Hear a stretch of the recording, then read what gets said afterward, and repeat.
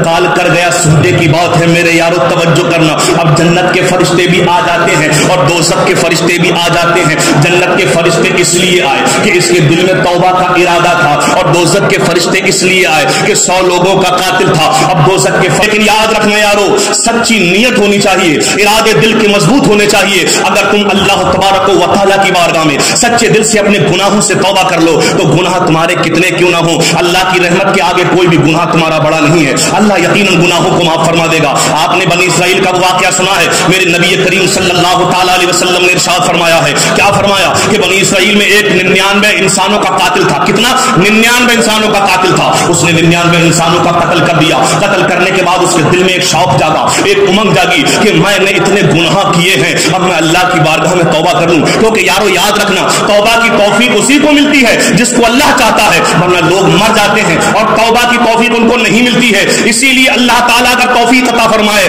تو یاد رکھ لو میرے مولا, جب تمہارے دل میں توبہ کی توفیق آ جائے فوراً اپنی زندگی کے گناہوں سے توبہ کر لو. اب 99 انسانوں کا قاتل تھا, اس کے دل میں خیال آیا میں نے یہ گناہ کر تو لیے, میں نے یہ گناہ کر لیے, لیکن قیامت کے دن اللہ تبارک و تعالیٰ کو میں کیا جواب دوں گا, رب کعبہ کی بارگاہ میں کیا منہ دکھاؤں گا, کیا میرا رب مجھے معاف کرے گا. اب وہ اسی میں رونے لگا, اسی ٹینشن میں رونے لگا, آنکھوں سے اشک بہانے لگا. اس نے آپ چلنے لگا, گھر سے نکلا اور اس کا ارادہ یہ تھا کہ میں اللہ کی بارگاہ میں سچے دل سے توبہ کر لوں گا. آگے جب گھر سے نکلا تو راستے میں کوئی بندہ ملا, اور ملنے کے بعد اس سے کہنے لگا کیا یہ بتاؤ میں اللہ تبارک و تعالیٰ کی بارگاہ میں سچے دل سے توبہ کرنا چاہتا ہوں, کیا اللہ میرے گناہوں کو معاف فرما دے گا. تو وہ کہنے لگا کیا گناہ کیا کیا ہے. کہنے لگا میں نے 99 قتل کیے ہیں. کہا تو اتنا بڑا پاپی ہے, تو اتنا بڑا کمینہ ہے, تو اتنا بڑا گناہگار ہے, ارے اللہ تجھے کیسے معاف کرے گا. اے لوگوں, کسی کے گناہ کو دیکھ کر اس کو جرز نہ کیا کرو, کسی کے گناہ کو دیکھ کر اس کو مذاق نہ بنایا کرو. ہو سکتا ہے تنہائی میں کوئی اس کا آنسو نکل جائے اللہ کی بارگاہ میں, اور اللہ اس کی آنسو کو قبول فرما لے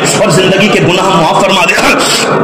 جب اس نے یہ کہا کہ میں اپنی زندگی کے گناہوں سے توبہ کرنا چاہتا ہوں, کہا کتنے گناہ کی, کہا 99 قتل کر دیے ہیں میں نے. کہا اب تو تیری گناہ بخشش ہو ہی نہیں سکتی, اب تو تجھے دوزخ میں جلنا پڑے گا, اللہ تعالیٰ تیرے گناہ معاف نہیں فرمائے گا. اس کو غصہ آیا, تلوار نکالی, اس کو بھی قتل کر ڈالا. اس نے 99 کے 100 قتل کر دیے. 100 قتل کرنے کے بعد میں پھر اس کے دل میں امنگ جاگی, یار میں نے قتل تو کر دیے ہیں لیکن قیامت میں اللہ کو کیا منہ دکھاؤں گا, میرا رب مجھے معاف نہیں کرے گا, دوزخ کے انگاروں میں جلوں گا. میرے یارو توجہ کرنا, اور آگے بڑھا, اور آگے بڑھنے کے بعد میں ایک بزرگ ملے, اور ملنے کے بعد ان سے یہ عرض کرنے لگا کیا میں اللہ کی بارگاہ میں توبہ کر لوں تو میرا رب میرے گناہوں کو معاف فرما دے گا. تو وہ کہنے لگے ہاں یقیناً اللہ معاف کر دے گا, اللہ غفار ہے, اگر اللہ چاہے تو اللہ کی رحمت سے کوئی بھی گناہ بڑا نہیں ہے, اگر اللہ چاہے تو یقیناً معاف فرما دے گا. اس کا حوصلہ بڑھ گیا, کہا پھر میں کیا کروں, میں کہاں جاؤں. اے لوگوں میں تمہیں بتا دوں, لوگ کہتے ہیں اولیاء اللہ کی بارگاہ میں جانا شرک ہے, بدعت ہے, حرام ہے. سنو سنو, یہ میرے نبی کے زمانے سے پہلے کی بات ہے, بنی اسرائیل کی بات ہے. میرے نبی کریم صحابہ کرام سے فرما رکھے ہیں کہ جب وہ بزرگ ملے اور ملنے کے بعد کہا ہاں تو اللہ کی بارگاہ میں توبہ کر لے, اللہ تیری زندگی کے گناہ معاف فرما دے گا. کہا کیا کروں, توبہ کیسے کروں. تو سنو, بزرگ نے کہا قریب چلا جا, سامنے ایک اللہ والوں کی بستی ہے جہاں اللہ کے ولی رہا کرتے ہیں, تو اللہ کے ولیوں کے دربار میں چلا جا, اللہ کی ولی تیرے لیے دعا کر دیں گے اور تو سچے دل سے توبہ کر لے گا تو رب کعبہ تیری زندگی کے گناہوں کو معاف فرما دے گا. اس کا حوصلہ بلند ہو گیا اور چلنے لگا.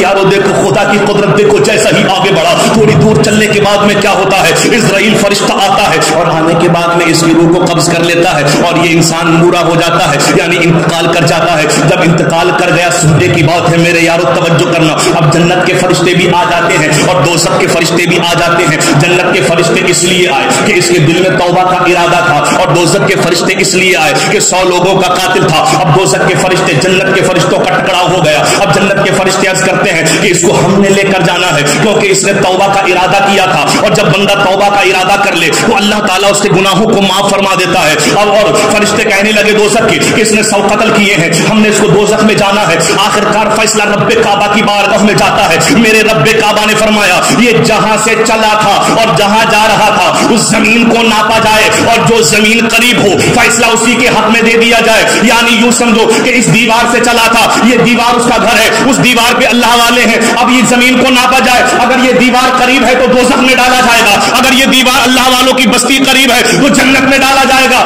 تاریخ اوراق میں لکھا ہوا ہے کہ حقیقت میں وہ اپنے گھر کے قریب تھا, لیکن اللہ تعالیٰ کو توبہ کا ارادہ اتنا مقبول ہو گیا کہ رب کعبہ نے زمین کو حکم دے دیا سمٹ جا, اور جب زمین کو ناپا